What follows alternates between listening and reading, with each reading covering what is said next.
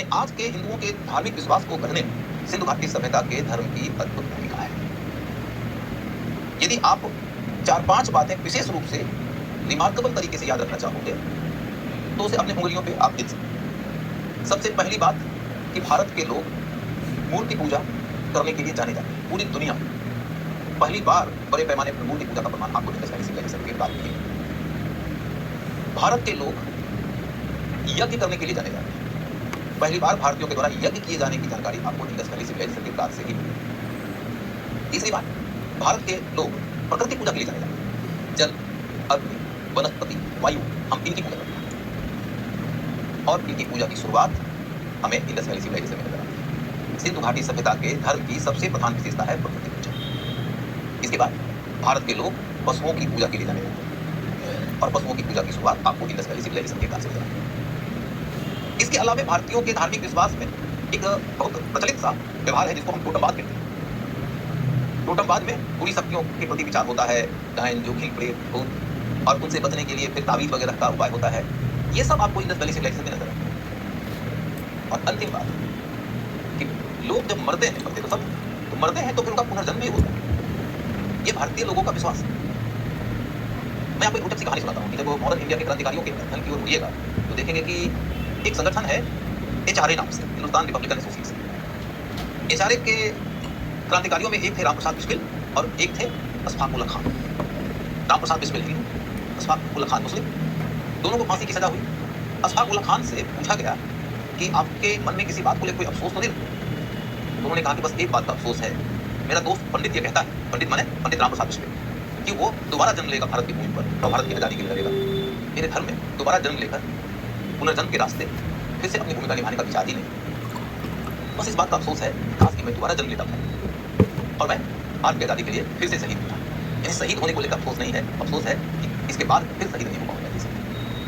कहने का मतलब ये देखो कि पुनर्जन्म का विचार हिंदुओं के धार्मिक विश्वास का एक अहम हिस्सा है और उसकी शुरुआत इंडस वैली सिविलाइजेशन से। इतनी बातें मैंने आपके सामने रख दिया। अब मैं आपको याद करा देता हूँ कि मैंने प्राचीन काल के मैराथन के क्लास में इंडस वैली सिविलाइजेशन के धर्म की काफी विस्तृत चर्चा कर दिया है। उसके फैक्चुअल डिटेल में आज के क्लास में मैं आपको नहीं लेकर जाऊंगा। इसके बाद आपके सामने में दूसरा टॉपिक शुरू होता है वैदिक काल का धर्म। वैदिक काल के धर्म और सिंधु घाटी सभ्यता के धर्म में कुछ बातें समान हैं और कुछ बातें एक दूसरे से अलग हैं। समानता की बात की करके देखें तो वैदिक काल के लोग धर्म के स्तर पर मूर्ति पूजा नहीं करते थे। इंडस वैली लोग मूर्ति पूजा करते थे।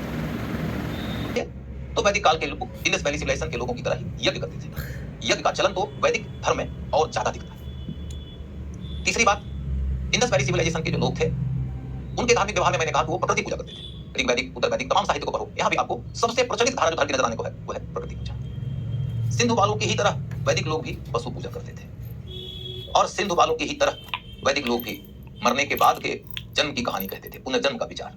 पुनर्जन्म के विचार के बारे में बहुत विस्तृत जानकारी आपको उपनिषदों से मिलती है। जन्म मरण के चक्र से मुक्ति का उपाय क्या है, इसी उपाय की खोज के लिए तो उपनिषदों की रचना हुई है। वो कहते हैं ना कि मनुष्य तुम शरीर नहीं एक आत्मा हो। शरीर आत्मा का वस्त्र है और आत्मा एक वस्त्र को छोड़कर दूसरे वस्त्र में चली जाती है। आत्मा मरती नहीं है, शरीर मरता है। नैनं छिन्दन्ति शस्त्राणि नैनं दहति पावकः न चैनं क्लेदयन्तां न शोषयति मारुतः।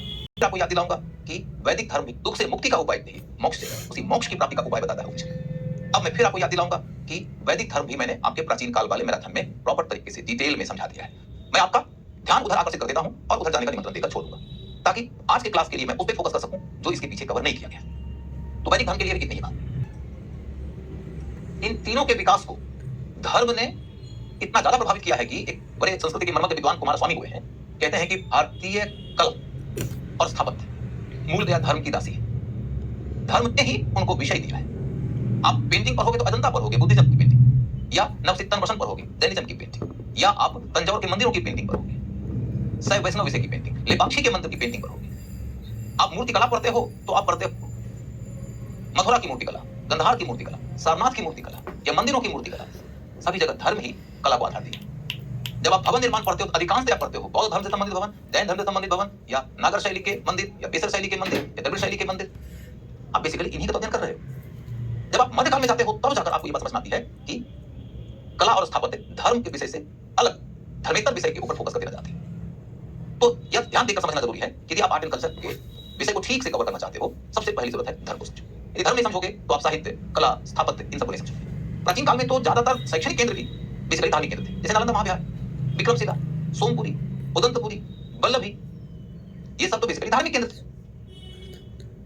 तो इस तरीके से सबसे पहले धर्म के बारे में, और धर्म के बारे में पढ़ते हुए मैंने आपको जो बताया है वो ये कि सबसे पहली जरूरत आपकी रहेगी कि आप किसी भी शर्त पर बुद्धिज्म और जैनिज्म से संबंधित जो मैराथन आपका हुआ है उसको देख लीजिएगा। यदि आपने देखा है तब तो कोई बात ही नहीं है, नहीं देखा है तो इसको देखना चूकिएगा नहीं। तब आपके सामने में आएगा भक्ति मार्गी धर्म। भक्ति मार्गी धर्म हमने पीछे नहीं पढ़ा है, उसकी पढ़ाई हम आज करेंगे। भक्ति मार्गी धर्म के बाद में सूफी के बाद हम देखेंगे अशोक की धार्मिक नीति। अशोक की धार्मिक नीति के तहत हम पूरा का पूरा अशोक का अभिलेख एक साथ पढ़ लेंगे। अशोक का पिलर माने स्तंभ, अशोक के काल की मूर्तियां एक ही बार में देख लेंगे। फिर अकबर की धार्मिक नीति, औरंगजेब की धार्मिक नीति और जजिया। ये